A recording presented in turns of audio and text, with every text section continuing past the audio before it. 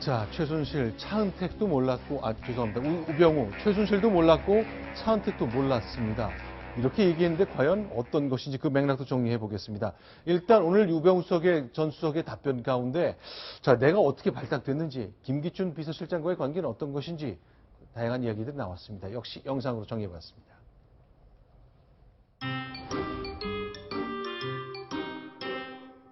박근혜 대통령은 언제 아셨습니까? 청와대에 들어가기 전에는 전혀. 그럼 어떻게 민정비서관으로 발탁이 됐어요? 김기춘 비서실장께서 비서관 제안을 하셨습니다. 우병우 그 당시에 민정비서관으로 김기춘 실장께서 스카우트 하신 겁니까? 민정비서관 들어올 때 대통령께서 그 사람을 지명을 하고 예. 한번 의사 확인하라 해서 제가 대면 면담을 한 일이 있습니다. 우병우 장모와 최순실, 차은택 이렇게 골프를 치신 적이 있는데 결국은 최순실 백으로 들어온 거 아니에요? 우병우 그런 사실은 전 전혀 몰랐습니다. 대통령의 네, 지시가 있었다. 네.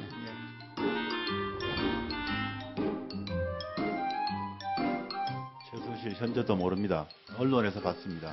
증인이 민정비서관실에서 일하게 한 것이 증인의 장모가 최순실에게 부탁해서 한 거라는 것을 여러 사람이 증언했는데도 모릅니까? 그렇지 않습니다. 정인의 그리고 최순실 그리고 박근혜에 대해서 서열 1, 2, 3위 언급하는 거 그 자료에 나오는데도 못 봤습니까? 그런 자료는 있었던 걸로 기억합니다.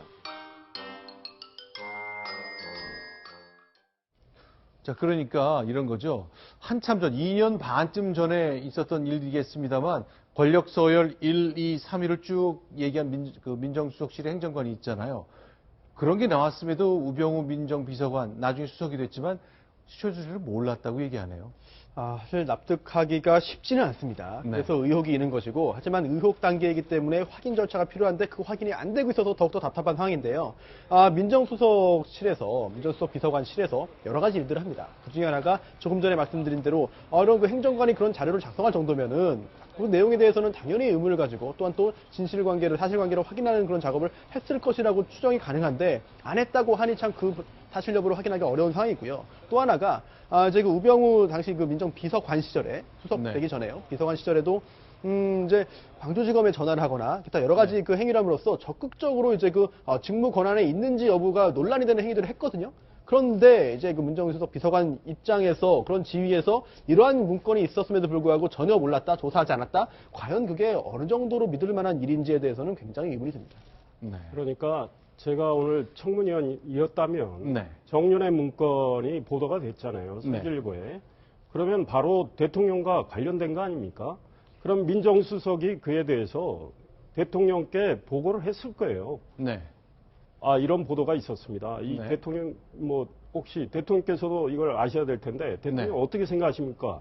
계속 보도가 이어지고 있었습니다. 그러면 네. 대통령의 의사를 계속 물어보고 확인하고 그러니까 청문위원들은 네. 그때 그 시계열별로 우병우 민정수석이 어떤 일을 했는지 당신이 네. 자초지정을 한번 해봐라. 네. 첫날부터 매듭 지어질 때까지. 네. 근데 오늘은 단답으로 자꾸 물어버리니까 아니요로 끝나버리는 거예요. 그 다음에 나중에는 검찰이 알아서 한 겁니다. 나는 모릅니다. 이렇게 돼버렸거든요. 네. 그래서 오늘 묻는 것 자체가 좀 매우 부실했다 이런 생각이 들어요. 그러니까 좀 정리를 해보겠습니다. 이제 2014년 초에 이런 문건이 작성됐습니다. 자, 권력서열 1위가 최순실이고 대통령은 3위밖에 안 된다. 물론 이제 사실관계는 나중 얘기입니다만 김기춘, 민정수석, 조응천, 박관천, 화면에 보셨던 이 박관천 경정 중심으로 작성한 보고서거든요. 그런데 조금 잠시 후에 몇 달 뒤에 우병우 민정비서관이 들어오거든요. 그러니까 그 연말에는 문건 유출 사건이 발생했고요. 그런데 우병우 민정비서관이 당시 있었던 이 보고서 내용을 파악하고 읽어보고 알아봐야 되는 건 너무 기본 같은데 그게 없었다는 거잖아요. 안 했다는 게 오늘 얘기죠. 그렇습니다. 본인은 그런 보고서에 대해서 잘 모른다라는 취지로 답변을 일관되게 계속해서 부인을 한 것인데요. 네. 누가 봐도 민정수석이라면은 국가 그리고 대통령 주변에 있는 인물에 대해서 알았어야 되는데 최순실이라는 인물부터 나는 모른다라는 것을 굉장히 강조하고 있습니다. 최순실을 아는 순간 최순실의 국정농단에 대해서 명백하게 파악을 하고 있었고 했어야 했고 조치를 했어야 합니다. 하지만 그런 조치를 하지 않았기 때문에 본인이 최순실을 안다고 설사 안다 하더라도 지금 상황에서는 안다고 말을 못하는 것이죠. 이런 약한 고리가 있기 때문에 오늘 청문회장에서 의원들이 집요하게 최순실과 어떤 연관이 있느냐. 당신은 대통령을 모르고 김기춘 실장도 당신을 몰랐는데 당신 쟁목백으로 들어온 것 아니냐라는 데서 그치지 말고 조금 더 한 발 더 나아갔었으면 이런 궁금증이 좀 풀리는 기미가 보이지 않았을까 이런 아쉬움이 좀 남습니다. 자, 오늘 이제 가장 이제 눈에 띄는 발언 하나는 나는 최순실을 몰랐다는 겁니다. 그런데 왜 몰랐느냐? 이유를 설명하고 있습니다. 그 장면도 여러분께 소개해드리겠습니다.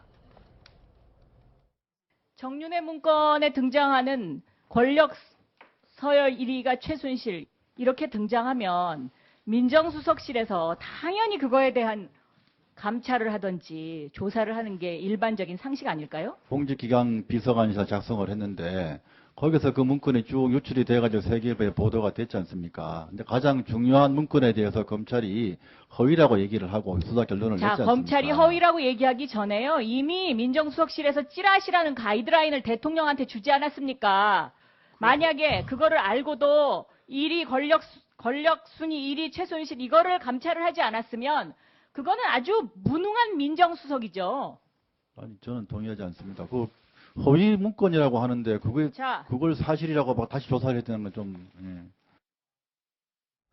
그러니까 허위 문건이라는데 그걸 사실인 걸로 다시 조사가 아니라 이 허위라는 문건이지만 그 안에 1위가 최순실, 2위가 정윤회, 3위가 대통령으로 나왔잖아요. 네. 그럼 그 쓴 사람 불러다가 도대체 당신이 뭘 듣고 뭘 봤길래 이런 걸 썼느냐고 물어야 되는 거 아닙니까? 그게 당연한 임무고 우리가 네. 민정수석실을 생각하면 그게 할 일이라고 생각하지 않습니까? 친인척 비리 그다음에 뭐 대통령을 호가호위하는 사람들을 관리하는 게 바로 민정수석실이 할 일인데 그런 내용이 들어있는 문건이 검찰이 허위다라고 결론을 냈다고 해서 내가 안 했다?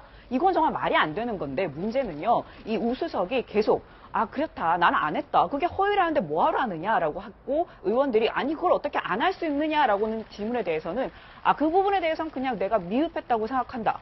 라고 그냥 얘기를 해버리는 겁니다. 그러니까 의원들이 거기서 더 나아가지도 못하고 그러니까 미흡하다고 죄송하다고 하니까 거기서 어떻게 할 수가 없는 거죠. 실제로 박관천 경정이 이제 조선일보와 최근에 인터뷰한 내용 보니까 이런 대목이 나오네요. 그러니까 최순실이 세다는 거를 조응천 비서관과 박광천 경정은 알고 있었던 거죠. 그렇습니다. 본인이 작성한 보고서에 권력 순위가 1, 2, 3위가 누군지를 적었던 사람이다 보니까 네. 당시에 조응천 비서관이 아무래도 우리가 잘못 건드렸다. 우리가 건드리지 말아야 될 사람을 건드린 것 같다. 자, 이제부터는 우리가 갖고만 있고 보고를 하지 말자. 자, 우리 사고 내지 말고 조용히 있자. 이런 취지로 말했다라고 박관천 전 행정관이 이렇게 설명을 하고 있었습니다. 네. 조응천 당시 같은 민정수석실 안에 있습니다. 공직기강 비서관이고 우병우 민정비서관이에요. 같은 민정수석실 안에 있는데 네. 조응천 비서관은 이미 영린을 건드렸다고 판단한 거예요. 네. 왜냐? 청와대 핵심에서 반응이 있었기 때문에 이거 큰일 났구나. 우리가 잘못 손댔구나 생각한 겁니다. 네. 그런데 우병우 민정비서관이 같은 방에 있는데 모른다. 네. 그리고 윤흥환 검사는 조금만 단서만 하나 있어도 파고 들어가는 거 아니겠습니까? 그렇죠. 그 문건 자체 내용이 큰 틀에서 좀 틀렸다 치더라도 네. 한두 개가 사실에 부합하거나 이거 이상하다고 그 실마리를 잡으면 네. 파고 들어가서 제대로 수사하는 건 검사의 기본이에요. 네. 아마 민정비서관 우병우 씨도 파고 들어갔을 겁니다. 그런데 조응천 비서관이 이거 영린 건드렸는데 네. 이거 우병우 비서관 생각했겠죠. 왜? 김기춘 실장이 계셨고 그 네. 위에 대통령이 계셨으니까. 네. 그래서 덮은 거고 또 이걸 찌라시로 만들어서 문건 유출로 초점을 돌린 거 아닙니까? 그 핵심이 네. 우병우 비서관이라는 거 아닙니까? 그래서 수석으로 승진했다는 거니까 네. 이거를 그러니까 의원들이 물을 때 단답형으로 너 최순실 아느냐? 네. 모릅니다 하면 끝나죠. 그런데 여러 가지 그 상황을 당신이 그러면 직접 이야기해봐라. 그때 상황에 당신은 어떤 일을 했느냐? 대통령은 어떤 반응을 보였느냐? 네. 이런 걸 계속 물어보면서 실마리를 찾아야 되는데 오늘은 그냥 예스냐 노냐 이 정도만 묻는 수준이었어요. 네. 또 한 가지 오늘 우병우 전 수석의 답변을 보면은요. 검찰에 대해서 조금 전에 얘기했던 것처럼 당시에 그 세계일보에 보도됐던 문건에 대해서 이야기할 때 검찰의 핑계를 댑니다. 검찰이 허위라고 얘기했으면 그걸로 끝이지 우리가 왜 들여다봅니까? 이렇게 설명을 했는데 그런 논리라면 세월호 참사 당시에 검찰에서 해경을 압수수색하러 갈 때 검찰의 정당한 조치에 대해서는 왜 거기에다 대고 왈가왈부를 합니까? 검찰에서 하게 놔뒀어야지. 이런 점도 추궁이 들어갔었으면 우병우 전 수석의 답변이 궁색하기 이를 데 없다라는 걸 좀 보여줄 수 있지 않았을까 싶습니다. 자, 또 하나 있습니다. 최순실 몰랐다? 또 하나, 차은택도 몰랐다고 얘기했습니다. 그런데 잠시 후 소개해드리겠습니다만 차은택은 우병우 수석의 명함을 들고 다니면서 난 괜찮다고 말했다는 거거든요. 역시 이 장면도 오늘 청문회에서 질문과 답변으로 이어졌습니다. 정윤회 문건 사건 당시에 들었다고 아까 증언을 했죠. 알기는? 그리고 그 다음에 이 사람이 위험 인물이라는 거는 언제 알았습니까? 2016에서 와서? 정확히 지금 모르겠지만 지금 수사가 진행되면서 정확히 알았습니다. 자, 2013년에 증인이 장모님과 최순실과 같이 수회 골프를 치면서 회동했다라는 것을 제가 증거를 해서 이제 특검에 넘길 겁니다. 2014년 5월에 청와대 입성하셨습니다. 그리고 6월 달에 최순실이 차은택을 데리고 장모님하고 기흥 가서 골프를 칩니다. 한 달 뒤에. 그러면서 차은택을 잘 부탁한다고 해요. 차은택 씨 진술도 주장도 봤는데요. 차은택 씨조차도 저희 장모님 잘 모른다고 하지 않습니까? 무슨 뒤 골프는 봐주고 잘 모르시겠죠, 두 분은. 두 상대를 하시겠습니까? 그거는 그게 이제 차은택 같은 그런 친구들을 장모님이 노승일 증인, 이 우병우 증인이 정말 최순실을 모를까요? 진실은 국민이 알야 된다고 생각합니다. 얘기 아는 거 있으시면 좀 얘기해 보시죠. 차은택도 모르신답니다. 너무 파장이 클 것 같아서. 얘기하십시오. 여기서만 여러분이 보호받을 수 있습니다. 박시영 기자, 저 너무 파장이 클 것 같아서 저건 무슨 의미로 해석해야 되는 거죠? 그러니까 지금 이 노승일 같은 경우에는 네. 어쨌든 고영태 씨와 비슷한 입장을 취하고 있습니다. 그러다 보니까 이 고영태 씨가 사실은 이 얘기를 내가 전에 들었는데 이 차은택 씨가 자신의 뭐 법적 조언을 해주는 사람을 우수석이 추천을 했다고 들었다. 이렇게 얘기를 한 겁니다. 그래서 이 얘기를 할까 말까 계속 고민을 하다가 파장이 너무 우수석이 지금 차은택을 전혀 모른다고 하는 상황에서 이 얘기를 하면 자기가 들은 얘기를 하면 파장이 너무 커질 것이라서 어떻게 해야 되느냐 고민을 하다가 얘기를 한다라고 하면서 지금 그 얘기를 했습니다. 그래서 지금 현직의 고위 대검에 고위직에 계신 분 실명을 밝혔죠. 네. 그래서 우수석은 뭐 대질해도 좋다 이렇게 됐는데 정말 저게 사실이라면 매우 충격적인 문제죠. 게다가 우수석은 명백히 위중하고 있는 건데 만약에 사실이 아니라면 지금 고영태 씨도 뭐 지금 지난번에 청문회에 나와서 이야기할 때 저는 적절히 거짓말을 꽤 했다고 보거든요. 그래서 고영태 씨 이야기가 사실에 부합한다고 단정할 수는 없어요. 그러나 저 문제는 반드시 확인하고 넘어가야 됩니다. 왜냐하면 지금 대검에 계신 그분의 어떤 명예를 위해서도 확인하고 넘어가야 될 거예요. 자, 그러면요. 오늘 있었던 것 중에 우병우 수석이 여러 가지 부인했습니다. 나 최순실 모른다. 두 번째, 나 차은택 모른다. 또 하나를 꼽자면은 우리 장모 최순실 씨와 골프 치지 않았다.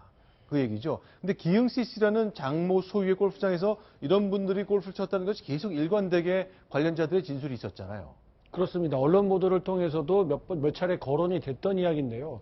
물론 이제 그런 장면이라든가 사진이 있거나 이렇지는 않습니다. 그런데 어쨌든 관련자들의 진술이 끊임없이 나오고 있다. 이런 이야기들을 하면서 이 네 사람이 모여서 골프를 쳤고 최순실 씨 같은 경우에는 여러 차례 김강자 대표와 골프를 쳤다. 이런 주장들이 끊이지 않고 있습니다. 자, 일단 그러다 뭐 완벽하게 부인했습니다. 아니, 골프 안 친 거 어떻게 압니까? 물었더니 우병우 수석이 그랬거든요. 내가 우리 장모한테 물어봤습니다. 그랬더니 최순실 씨와 기흥 컨트리 클럽에서 골프 친 적 없다고 말해주더라. 누구의 전원도 아니라 직접 들었다 그랬거든요. 그러나 오늘 국정조사장에서 더불어민주당의 김경진 의원이 음성 하나를 공개했습니다. 기흥 CC 컨트리 클럽 골프장 종업원의 음성인데요. 어떤 내용인지 저도 궁금합니다. 소개합니다. 자, 우병우 증인. 김기춘 실장이 이제 증인께 이렇게 대통령이 뜻이니까 한번 면담해봐라 해서 지금 면담을 했다는 거 아닙니까? 그럼 대통령께 우병우 증인을 소개하거나 얘기를 한 사람은 누굴까요? 최순실 씨 아닐까요? 저는 그렇게 생각하지 않습니다. 최순실과 오명과 동시에 우병우가 민정 비서관으로 청와대에 들어갔어. 부자자 회장이. 그래서 최순실이가 나는 여기 기억만 하면 소품 먹는 기분이 이거 성명 그거야. 그 병원 부인인가 봐. 김영재 소녀니까 부자가 업체의 사장이거든. 이 최순실은 이영희로 왔거든. 컴퓨터에 인형사태 이름을 딴 이름을 넣으니까 그 최순실 이름이 이영희로 들어갔는데 그런가 이 최순실 거 다 맞고. 저희가 여러 가지 방법으로 기흥시 시에 있는 여러 명들을 저희가 접촉해서 음성을 녹음을 했고 녹음한 내용 중에 핵심 부분을 지금 틀어드린 겁니다. 자, 저에게 지금 이제 김경진 의원이 공개한 녹음대로라면 최순실 씨가 우병우 수석의 장모가 소유하고 있는 골프장에 자주 갔다, 첫째. 그런데 남의 이름으로 골프를 쳤기 때문에 기록이 안 남는다. 그런데 그 남의 이름은 이영희란 이름이다로 정리할 수 있겠습니다. 네, 그랬을 가능성이 상당히 있고 일단 그 매우 증언이 좀 구체적이잖아요. 그러니까 네. 뭐 확인은 해봐야 되겠지만 최순실 씨가 이미 김장자 네. 우병우 씨 장모님하고 잘 아는 사이였을 가능성이 꽤 있고 또 네. 이화여대와 어떤 고리가 있지 않습니까? 그래서 그랬을 가능성은 꽤 있다고 봅니다. 다만 이 확인 과정은 필요하다고 보죠. 네. 예, 이 오늘 그 발언 중에도 보면은요. 네.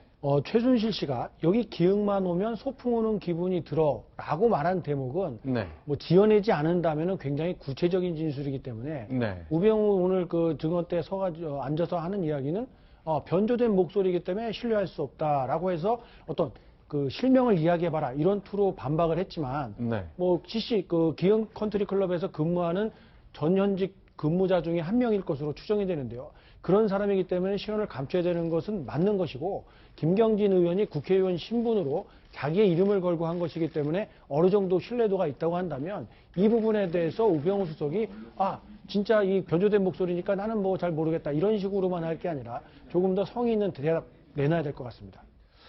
자, 그러면요. 일단 지금까지 나온 거 보면 골프장에는 장모가 갔을 가능성이 많고 그러나 같이 쳤는지는 아직 완전히 100%가 증거가 나온 건 아닙니다만 차은택 씨는 내가 이렇게 같이 쳤다 한 그룹으로 이렇게 말하고 있거든요.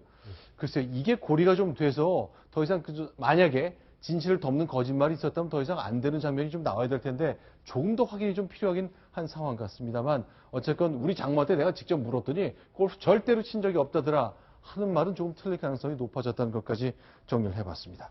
자, 그런데 오늘 청문회 지금 계속 진행되고 있습니다. 늦게까지 진행될 건데 아침 10시에 시작된 장면 제가 쭉 보니까 글쎄요, 국회의원들이 많이 싸웠습니다. 특히 우병우 수석을 앞에 놓고 의원들끼리 많이 치고받았는데 그 장면 보고 우병우 수석은 어떤 생각을 했을까요?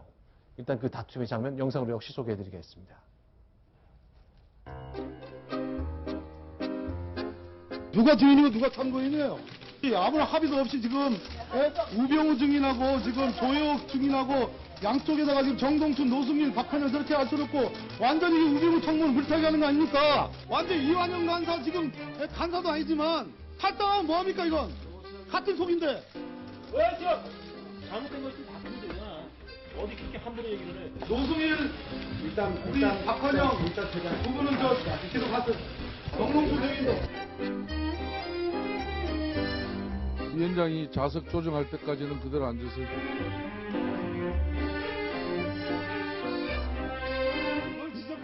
우병우 정인과 조육 정인은 전면에 앉고 세 분은 좌석대 좀 다시 뒀습니다. 동원이 되었으므로 제347회 국회 임시회 제10차 박근혜 정부의 들어준 적이 없어요. 나오는 걸 가지고 뭐라고 하면 이게 한번이 나온 소리 그냥 위원장한테 얘기해서 채택시키고 나오라고 하면 되는 겁니다. 한 번도 그런 적이 없으니까. 무슨 말씀 하십니까? 김경진 회장님 그렇게 하시면 안 되죠. 이야기하지 마세요. 본인에게 그렇게 하세요.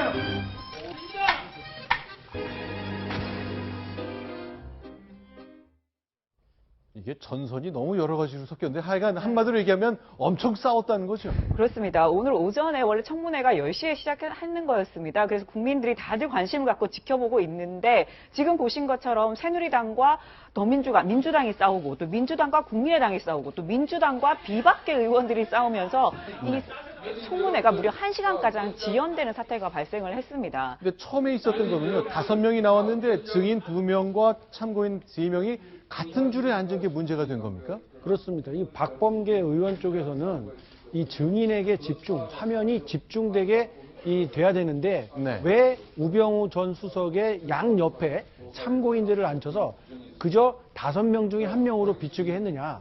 중요한 사람이니까 스포트라이트를 받게 하고 나머지들은 뒷줄로 물러앉아라. 이런 항의를 한 겁니다. 원래 애당초 이렇게 민주당 같은 경우에는 그 위증과 관련된 새누리당의 위증 교사와 관련된 이 참고인들을 합의하지 않았습니다. 이 원래 참고인을 채택하는 회의에 민주당이 불참한테 한 채 국민의당과 새누리당이 들어간 상태에서 채택이 됐거든요. 그러다 보니까 민주당은 이 사람들이 오는 것은 뭐 받아들일 수 없다. 이 참고인들은 따로 날짜를 잡아서 해야지 오늘 이렇게 오면 우병우 수석에 대한 뭐 청문회가 제대로 되지 않을 수 있다라고 하면서 강력하게 반발을 했습니다. 사실은 저런 경우는 청문회 열리기 전에 생중계하기 전에 위원장하고 간사들이 만나서 조용히 조율하면 되는 사안이에요. 그런데 굳이 카메라 앞에서 호통치는 모습, 큰 소리 치는 모습, 본인은 그 귀중한 시간을 좀 뺏어서 보여주고 싶은 거예요. 자기 지역구 사람들에게. 그러니까 국회의원들이 욕을 먹는데 조용히 처리할 일도 소리치고 또 같은 국회의원끼리 뭐 같은 검사 출신이라고 봐주는 거냐. 새누리당 탈당했더니 결국은 한통속이네. 이렇게 비아냥을 하면서 하는 말들. 정말 국회의원들이 그래서 저는 국민의 불신을 받는다고 보고 국회의원들 보면요. 남들에게는 추상같이 합니다. 그런데 자기 스스로 자기의 문제는 너무나 관대해요. 이게 전형적인 소인의 모습이죠. 그러니까 의원들도 제가 보기엔 좀 정신을 차려야 된다 이 생각입니다.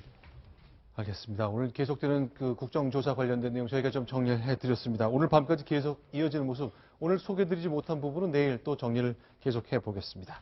9번째 소식입니다. 이번에는 세월호 그 당일의 그 순간 간호장교 얘기를 조금 더 마지막으로 정리해 보겠습니다. 순위 확인하고 돌아옵니다.